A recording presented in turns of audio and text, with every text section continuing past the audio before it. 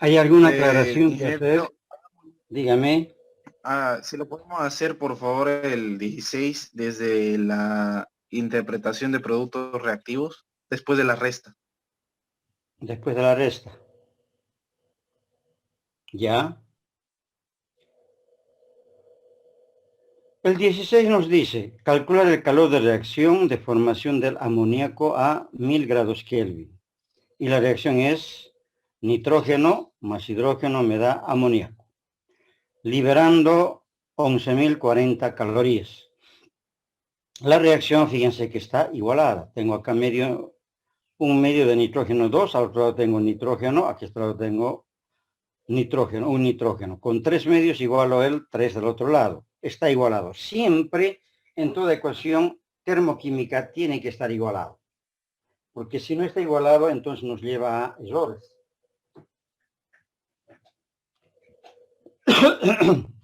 El ejercicio dice, en la tabla se tienen los siguientes datos para cada uno de los componentes. Tenemos ahí una tabla que está dado en calorías por mol Kelvin. El nitrógeno son esos valores que están en la tabla, 6.76 más 0.606 por 10 a la menos 3 T más 1.3 por 10 a la menos 7 T cuadrado. El hidrógeno 6.62 más 0.81 por 10 a la menos 3 T. Fíjense que esta solamente tiene T, no tiene T cuadrado. Eso depende de la tabla que uno haya analizado, que haya copiado. En otras tablas puede haber T cuadrado, incluso puede haber T cubo o T a la cuarta o otros valores. Y luego tenemos el amoníaco, donde tenemos 6.189 más 7.87 por 10 a la menos 3 T menos 7.28 por 10 a la menos 7 T cuadrado. Entonces, en este ejercicio, lo básico que tenemos que hacer es lo siguiente. Voy a compartir esa pantalla para hacer este ejercicio.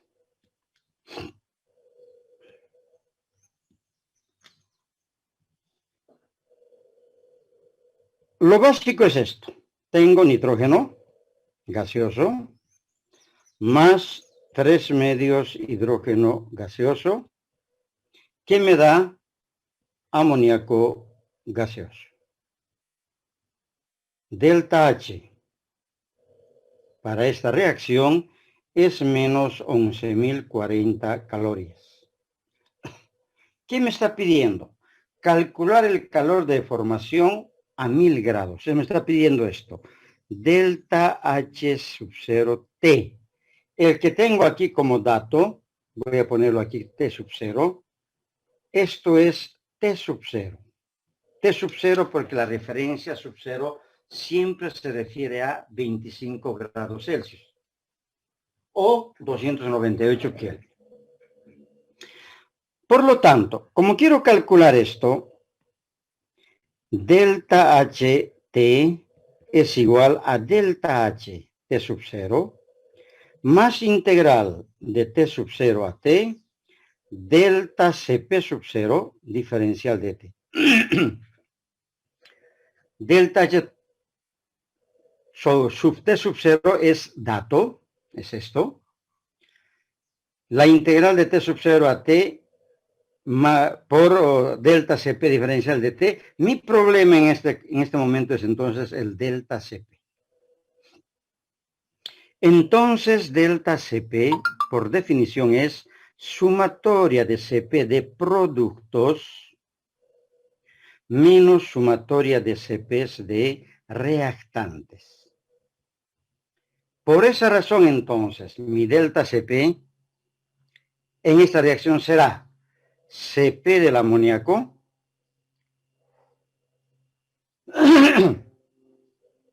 menos, paréntesis, un medio Cp del nitrógeno gaseoso y más 3 medios Cp del hidrógeno gaseoso.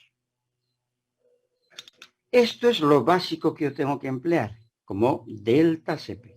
En realidad, en todo este lío, en este ejercicio, el problema es hallar el delta Cp. Los demás ya son operaciones sencillas. Por lo tanto, lo que hago es anotar el delta Cp del amoníaco, luego el del nitrógeno y finalmente el del hidrógeno. Esto tenemos aquí en la tabla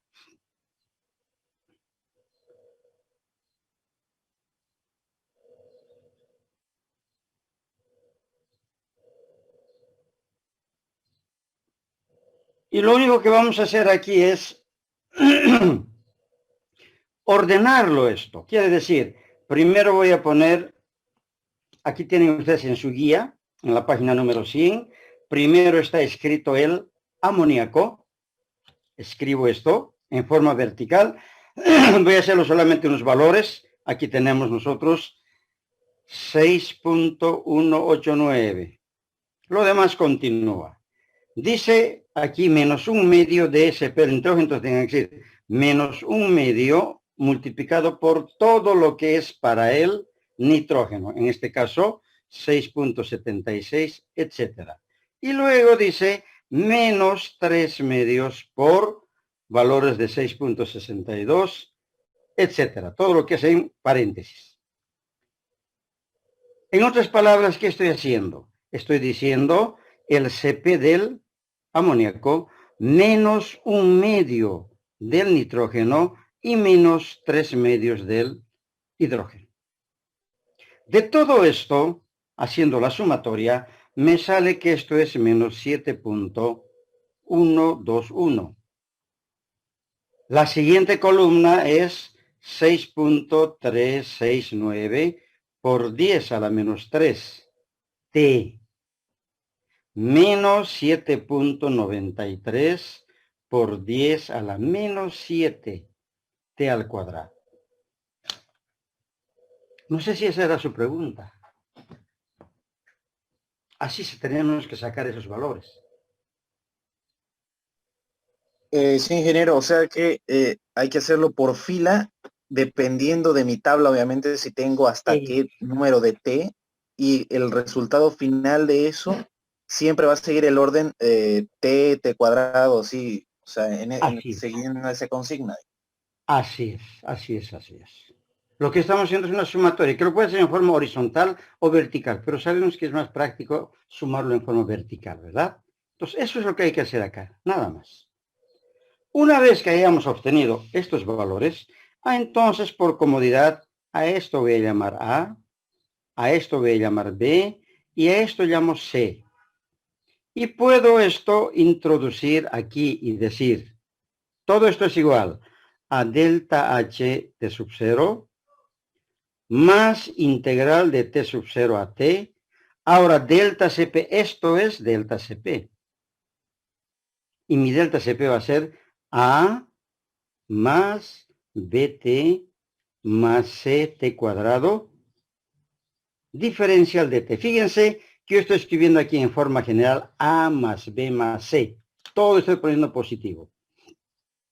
Cuando ya integré, después los valores los reemplazamos por los que corresponden en delta CP con sus verdaderos signos. Pero en forma general voy a escribirlo así. Ahora, una vez que hayamos escrito de esta forma, esta parte lo voy a borrar. La integración de esto es sencilla, son integrales sencillas que hemos visto en matemáticas. Lo único que tenemos que hacer ahora es recordar un poquito, nada más.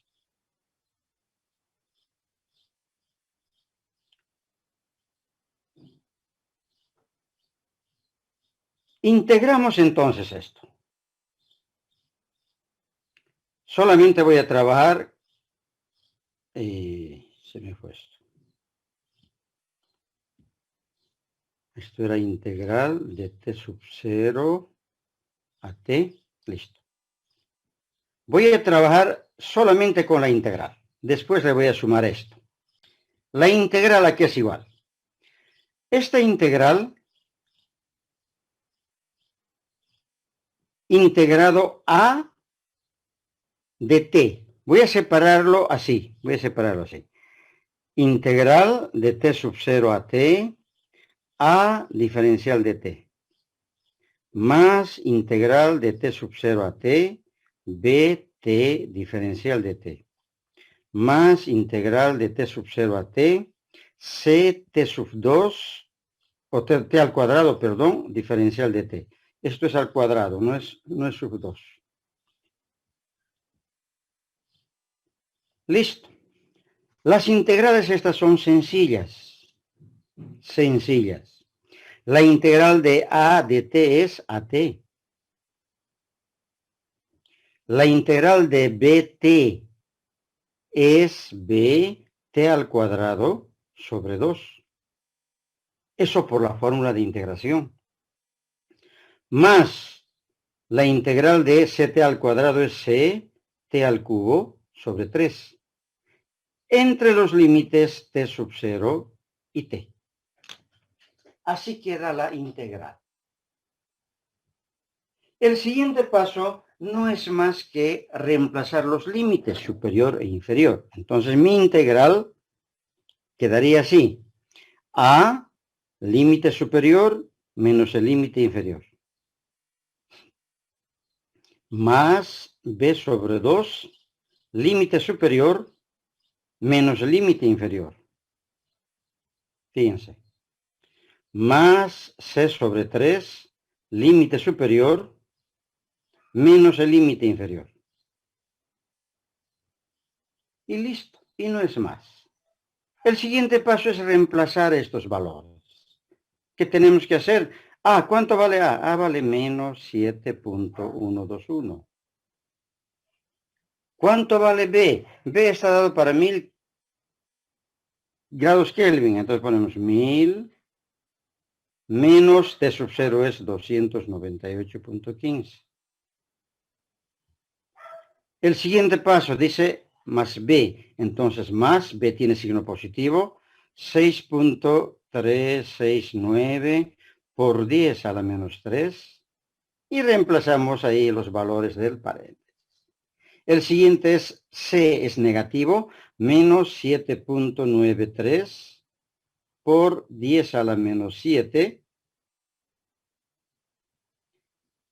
Sobre 3. Y aquí tenemos t al cubo menos t sub 0 cuadrado. Reemplazamos sus números correspondientes. Lo mismo acá era t cuadrado menos t sub 0 cuadrado. Aquí me falta el 2, dividido entre 2. Y lo demás es calculadora. Que según su guía, todo esto sale, ya el delta HT, voy a ponerlo aquí, delta HT es igual a menos 13.394 calorías.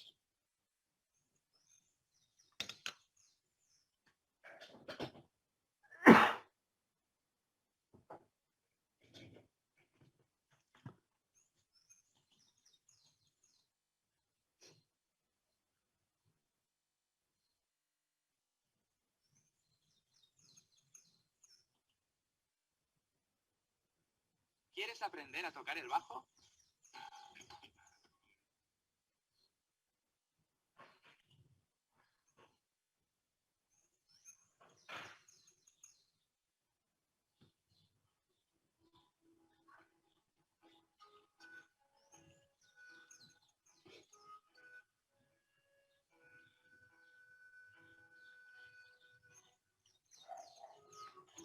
Hay que tener cuidado en la tabla.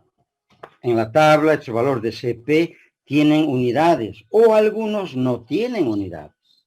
Por eso hay que tener cuidado. Pueden estar en julios, pueden estar en calorías, kilojulios, kilocalorías, dependiendo de la tabla que nosotros extractamos estos valores.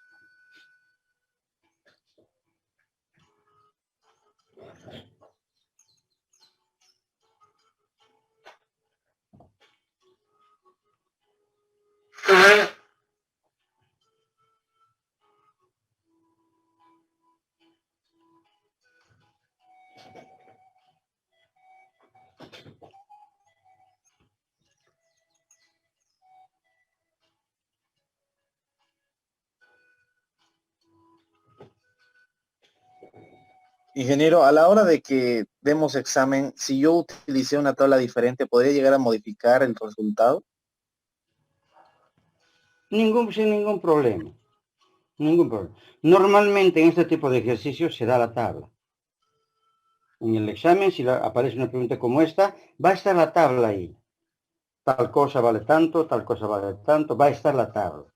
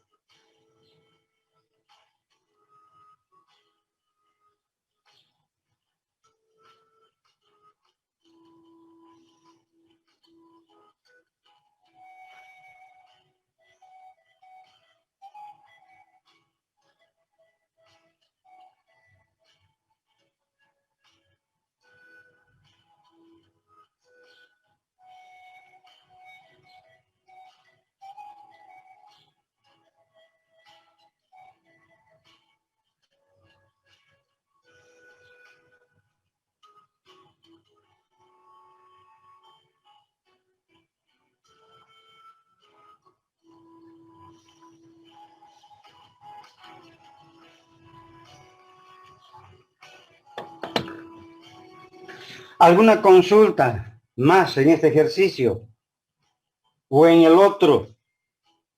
Ya con esto estamos terminando la unidad de termoquímica y entraríamos a ver lo que es la segunda y tercera ley de la termodinámica.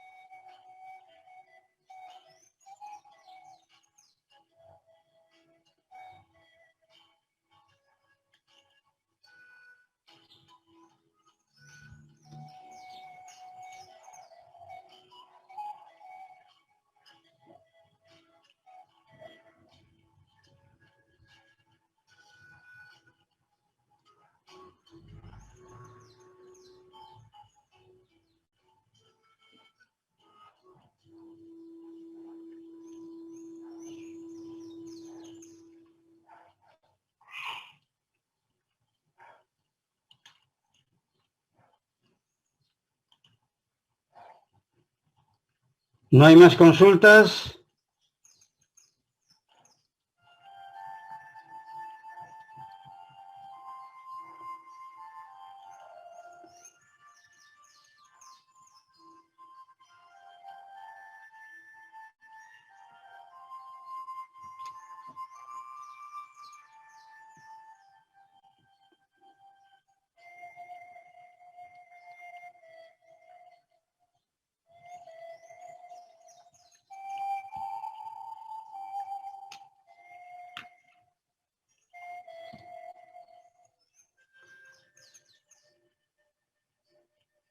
¿Nada?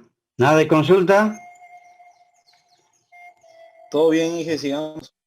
Perfecto. Bueno, entonces ahora vamos a entrar a la segunda y tercera ley de la termodinámica. Por eso, para esto, por favor, voy a salir y dentro de 10 minutos volvemos porque yo tengo que acá cargar a Moodle. Me olvidé cargar segunda y tercera ley de la termodinámica. ¿Listo? Por favor, 10 minutos y volvemos.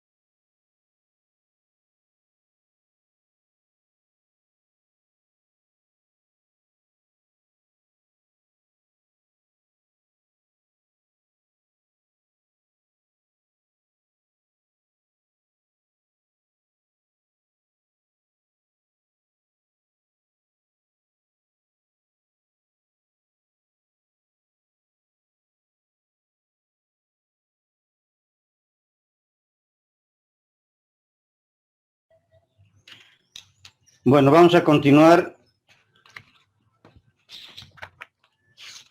Vean ustedes en el portal de la universidad, en Moodle, está ahí.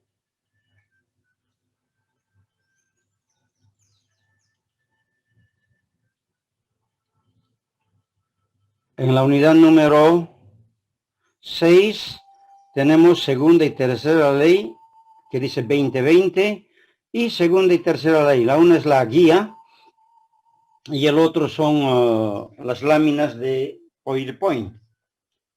En base a esto vamos a empezar en qué consiste analizar la segunda y tercera ley de la termodinámica.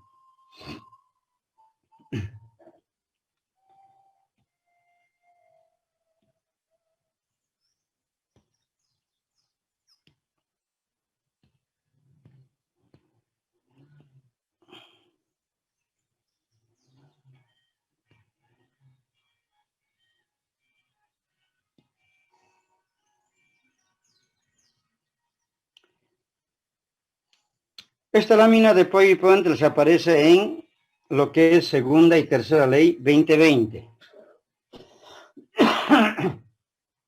Vamos a empezar entonces analizando qué es el segundo y tercer principio de la termodinámica. La primera ley de la termodinámica, recordemos que expresa que una forma de energía se conserva y se transforma en otra. Quiere decir que la energía total se conserva igual. Básicamente nos dice la primera ley que la energía no se gana ni se pierde, solo se transforma. La mayoría de estos procesos tienen una dirección natural, quiere decir que ocurren de por sí en la naturaleza. Por ejemplo, las piedras siempre caen de arriba hacia abajo, ¿verdad?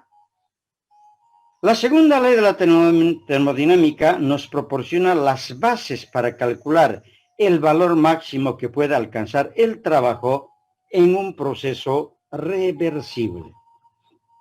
Básicamente, el segundo y tercer principio de la termodinámica están basados en procesos reversibles, aquellos en los cuales, por ejemplo, la cantidad de trabajo es máximo si se trata de un trabajo de expansión. En la naturaleza existen procesos espontáneos y no espontáneos.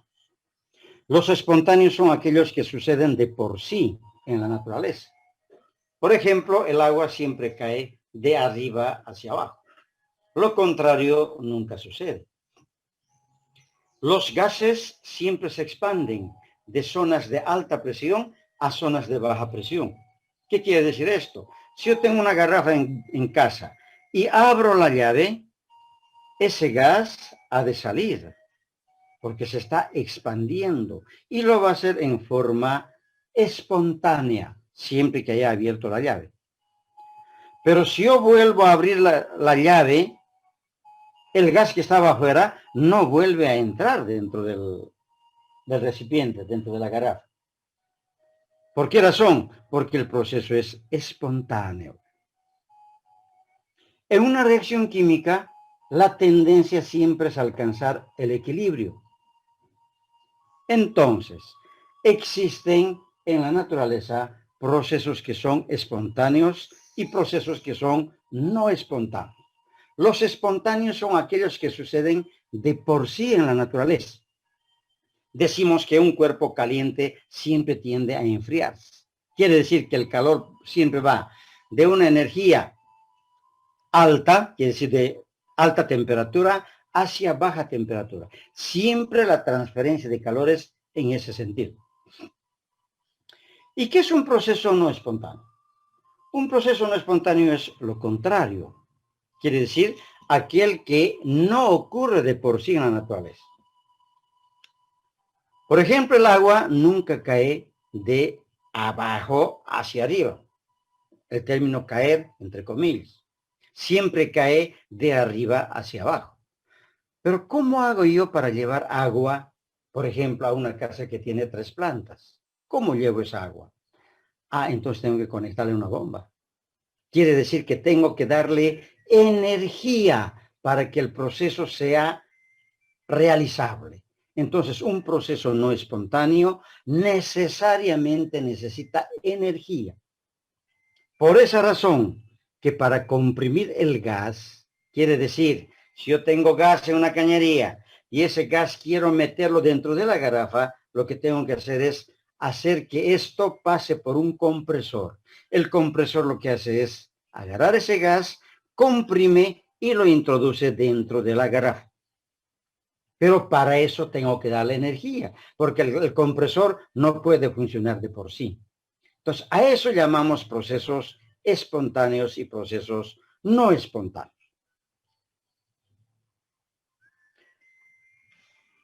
Un aspecto importante para poder estudiar de lo que es la segunda ley de la termodinámica aparece en lo que se llama el ciclo de Carnot.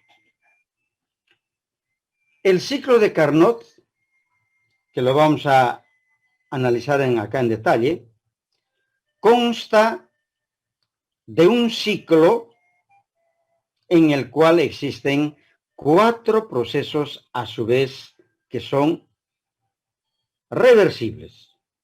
Tenemos una expansión isotérmica, una expansión adiabática, una compresión isotérmica y finalmente una compresión adiabática. Esto visto en un gráfico tendríamos nosotros la siguiente forma. En un gráfico presión versus volumen, esta línea que estoy volviendo a trazar es la línea isotérmica. Luego viene una línea o un proceso adiabático. Los dos son de expansión. Luego sigue una compresión isotérmica y finalmente se completa el ciclo con una compresión adiabática. ¿Cuál es la diferencia entre un proceso isotérmico y un proceso adiabático? Recordemos que iso significa lo mismo. Por lo tanto, un proceso isotérmico quiere decir que la temperatura es constante. Temperatura constante. Eso es un proceso isotérmico. En un gráfico presión versus volumen, sería esta línea que une el punto 1 con el punto 2. Esa es la isotérmica. Un proceso adiabático es aquel en el cual no existe transferencia de calor. El calor es igual a 0. Hemos visto nosotros en la primera ley de la termodinámica cuando veíamos que eran procesos adiabáticos. Una adiabática une dos isotérmicas, la isotérmica 1 y 2 y la otra isotérmica que tenemos acá entre el punto 3 y 4. Entre 2 y 3 esta línea que une es una línea adiabática. Los dos son de expansión. Luego sigue una compresión isotérmica, quiere decir de 3 a 4 se está comprimiendo. Una isotérmica quiere decir temperatura constante. Y finalmente, de 4 a 1 hasta completar todo el ciclo, tengo una compresión adiabática, donde no hay transferencia de calor. Entonces, la diferencia entre un proceso isotérmico y un proceso adiabático es que el isotérmico se realiza a temperatura constante. El adiabático no hay transferencia de calor, pero hay una diferencia de temperatura. En el adiabático hay diferencia de temperatura. ¿En qué consiste el ciclo de Carnot? Lo que hizo Carnot fue lo siguiente. Agarró un sistema que era un cilindro en el cual había un émbolo y lo que hace primero es expandir isotérmicamente, quiere decir a temperatura constante. Expande del punto 1, aquí, hasta el punto 2 y lo hace en forma isotérmica, quiere decir a temperatura constante. Si nosotros analizamos esto en ecuaciones, la etapa 1, que es esto, voy a poner aquí con rojo, esto es la etapa 1, consiste en una expansión isotérmica. Por eso a un comienzo tengo aquí volumen 1, ahí está el volumen 1, tengo presión 1, ahí está la presión 1, y temperatura 1, que es isotérmica. Al hacer la expansión quiere decir que va de este punto hacia este punto de aquí, está la flecha. La etapa final o el estado final será temperatura 1, lo mismo, porque es a temperatura constante. Lo que cambia es la presión. Fíjense, al ir de aquí hacia arriba, la presión ya no es la misma y el volumen aumenta. Entonces yo tengo aquí mayor volumen, está aumentando el volumen, y aquí tengo la presión. Presión 2. La temperatura sigue siendo constante. En esa condición, en la etapa 1, la primera ley de la termodinámica se escribe de la siguiente forma. Delta U sub 1 es igual a calor 1 menos trabajo 1. Eso es la primera ley para el proceso de expansión isotérmica, la etapa número 1. Todo esto se hace a una reserva de calor. ¿Qué es una reserva de calor? Una reserva de calor es aquella que está a una temperatura constante, como en este caso la temperatura T sub 1. Una vez llegado al punto 2, o sea, completado la etapa 1, Carnot lo que hace es retirar el sistema y lo que hace es ponerle un aislante. Aquí le pone un aislante. Con el aislante, lo que va a hacer ahora es una expansión adiabática. Quiere decir, va a llegar hasta aquí, a volumen 3. Lógicamente que hay una presión 3. Y como es adiabático, el calor es 0. Entonces aquí vamos a poner etapa 2. El calor es 0. ¿Por qué el calor es 0? No hay transferencia de calor entre el sistema y el entorno porque le hemos puesto un aislante. Carnot lo que hizo fue eso, ponerle el aislante. Entonces hubo una expansión adiabática entre 2 y 3, la etapa 2. Si nosotros escribimos eso en ecuaciones, diríamos que para la etapa 2 tengo temperatura 1, presión 2, volumen 2, que era el estado final anterior. Está hablando de este punto. Se expande ahora hasta el punto 3. En el punto 3 voy a tener T sub 2. Fíjense que de T1 a T2 cambia, de T1 a T2. Presión 3, volumen 3. Como es adiabático, el calor es 0. Por esa razón, delta U sub 2, la primera ley de la termodinámica para la etapa 2, es menos W2, porque el calor es 0. En este punto, lo que hace Carnot es retirar el aislante. Retira el aislante y lo somete a una compresión isotérmica. Quiere decir, eso ocurre entre el punto 3 y el punto 4. Hasta aquí.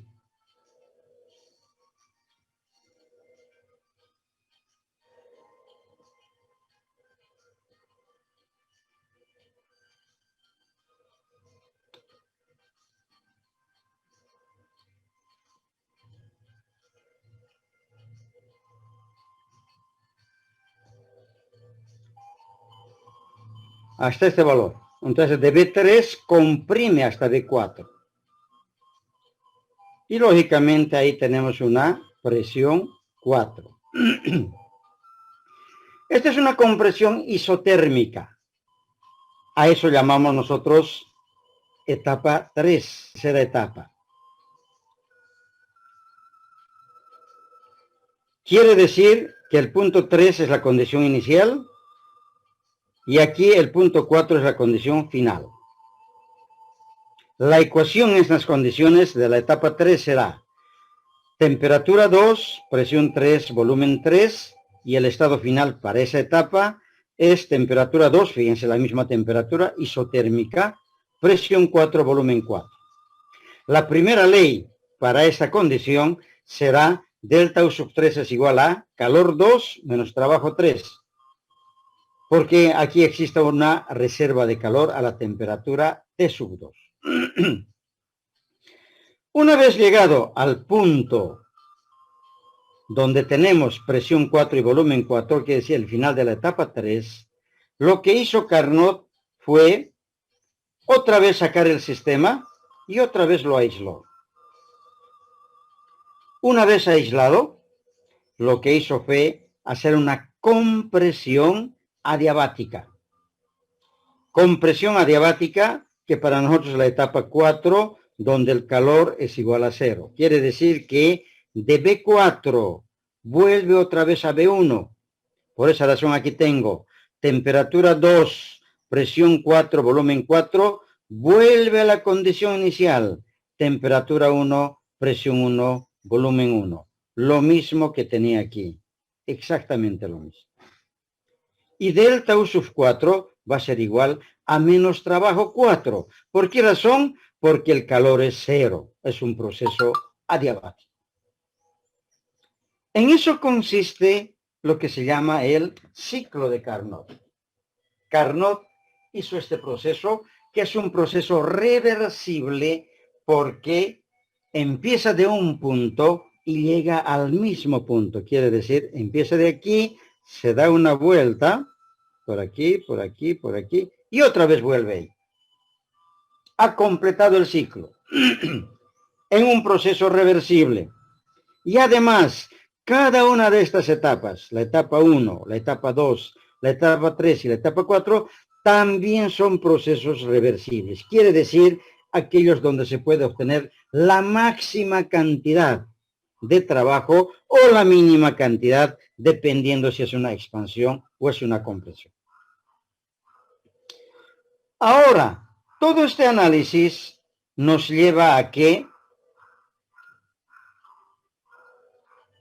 la energía interna, quiere decir que la primera ley de la termodinámica, no es más que trabajo del ciclo, calor del ciclo menos el trabajo del ciclo. Recuerden que la primera ley nos dice delta U es igual a calor menos trabajo. Aquí estamos nosotros diciendo que delta U es igual al calor del ciclo menos el trabajo del ciclo, y eso es igual a 0. ¿Por qué es igual a 0? Porque hemos partido del punto 1, hemos dado una vuelta y otra vez estamos en el punto 1. Quiere decir, es T1 menos T1. Por esa razón, delta U es igual a 0. Si nosotros despejamos de aquí, vamos a ver el calor del ciclo es igual al trabajo del ciclo.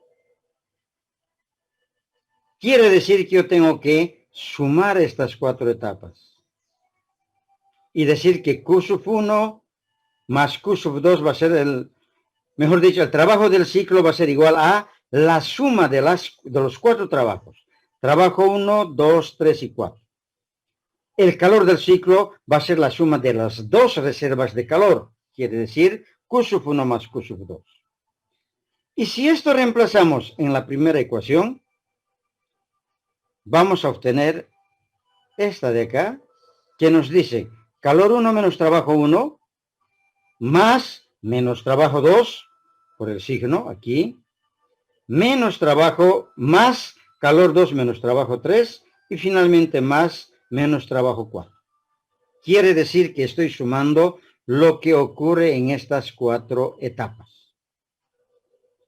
De aquí puedo llegar a la conclusión de que el calor 1 más calor 2, los dos son positivos acá, y los demás son negativos, van al otro lado. Y esto llega a ser igual al trabajo del ciclo. Entonces puedo decir que el trabajo del ciclo, de todo el ciclo de Carnot, se realiza a expensas del calor 1 más calor 2, que se llaman reservas de calor. Llego a la conclusión en el ciclo de Carnot que el ciclo de Carnot, el trabajo realizado en este ciclo de Carnot, es igual al calor 1 más el calor 2. En eso consiste el ciclo de Carnot.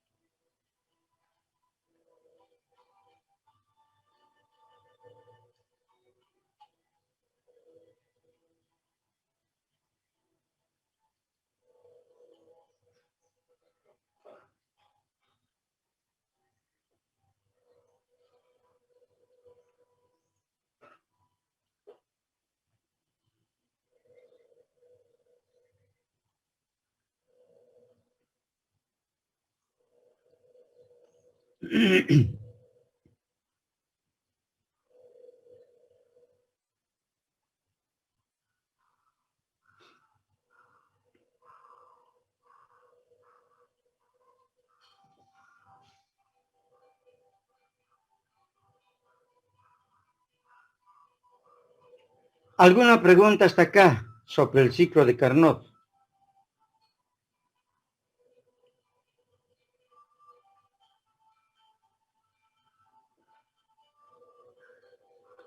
A la conclusión que estamos llegando es entonces de que el trabajo realizado en el ciclo de Carnot es la suma de dos calores. El calor 1, que es debido a la reserva de calor 1, más el calor 2, debido a la reserva del calor. En base a esto, en base a esta experiencia, vamos a definir lo que se llama la segunda ley de la termodinámica.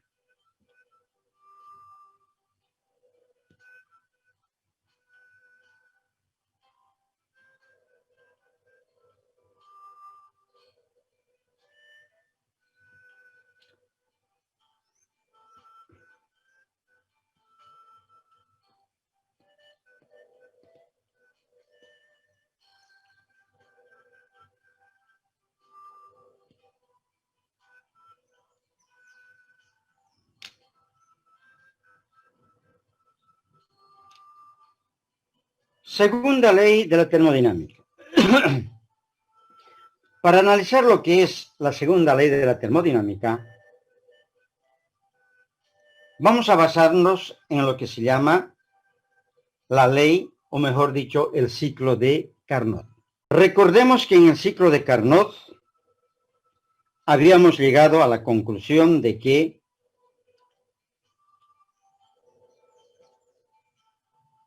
el trabajo del ciclo era igual al calor 1 más el calor 2. Y este trabajo cíclico en el ciclo de Carnot siempre es un valor positivo. ¿Y por qué es un valor positivo? Porque hemos utilizado dos reservas de calor.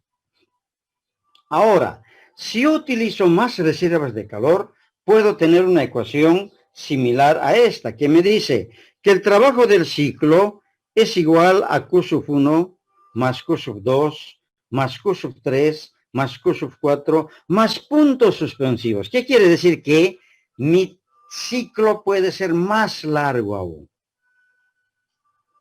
Y la experiencia ha demostrado que mientras más etapas se realice, el trabajo del ciclo siempre va a ser positivo, quiere decir mayor a cero.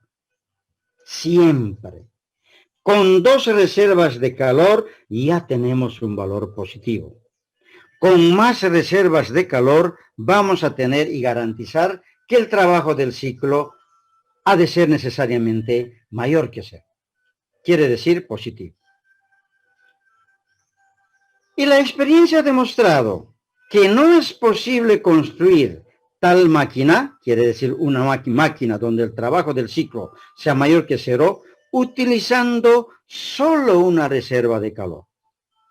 Por lo tanto, si yo tengo una sola reserva de calor, mi trabajo nunca va a ser positivo.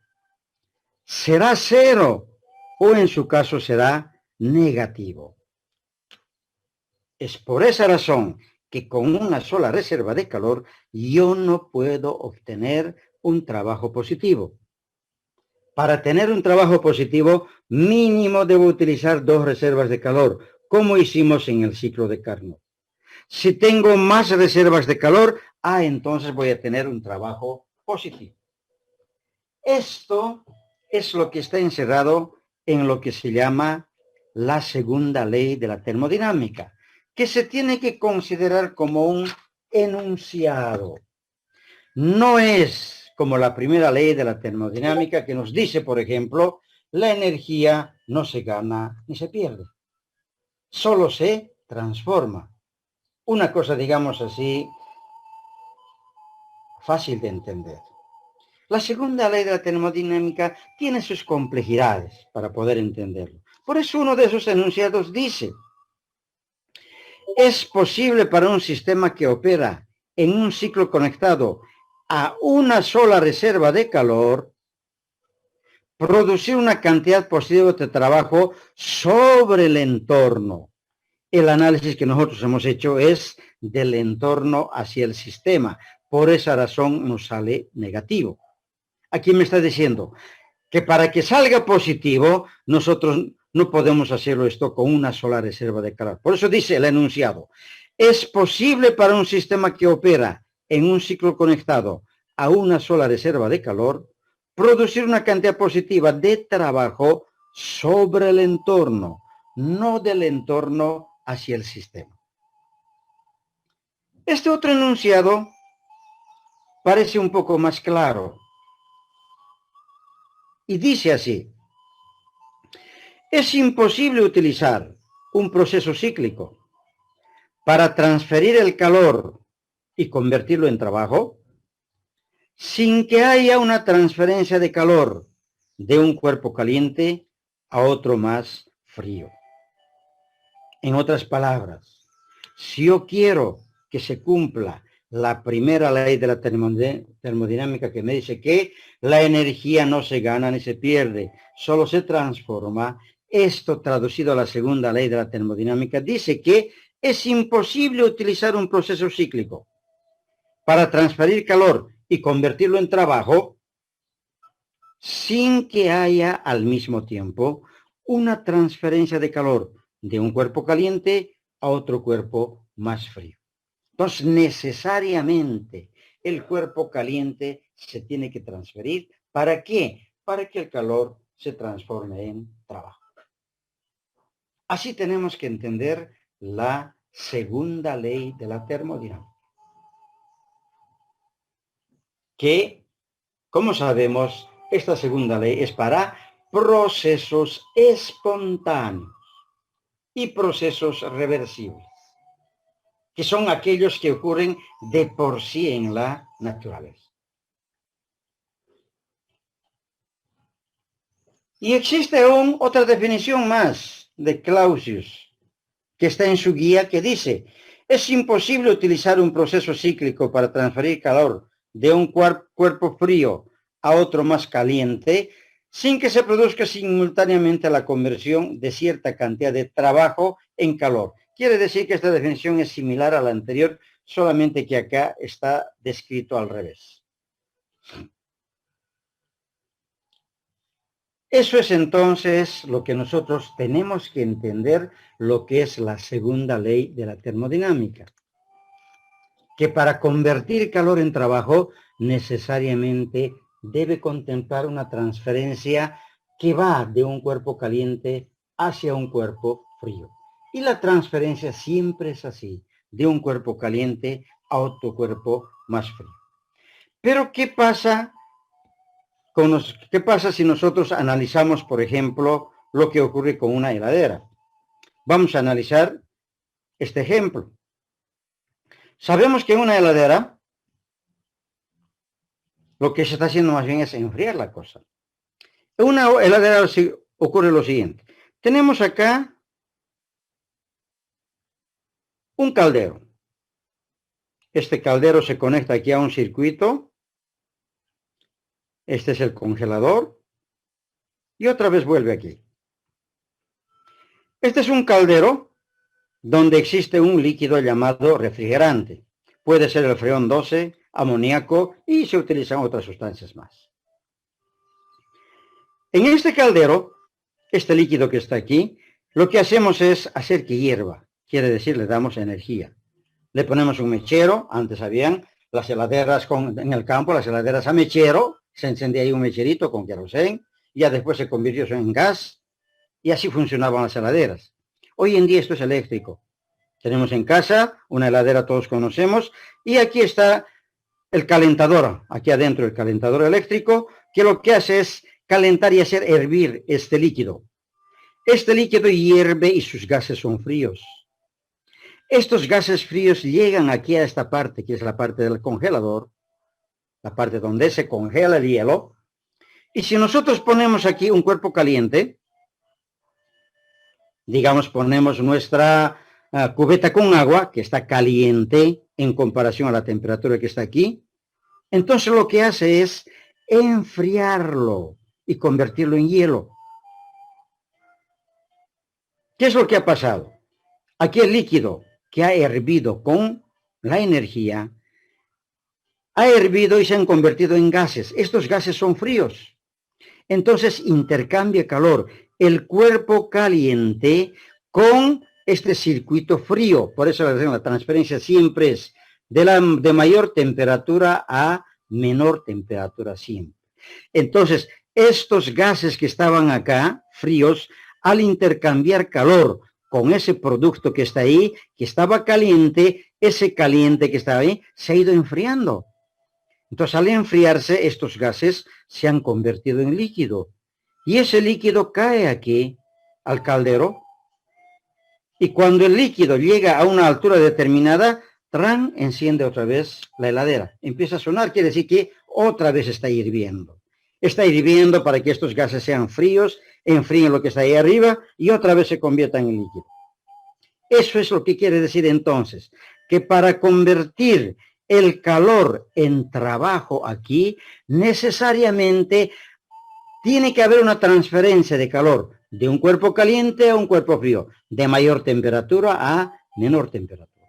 Este es el principio de todo refrigerador, de toda heladera. Y ahí está contemplado lo que se llama la segunda ley de la termodinámica, que dice, es imposible utilizar un proceso cíclico para transferir el calor y convertirlo en trabajo sin que haya una transferencia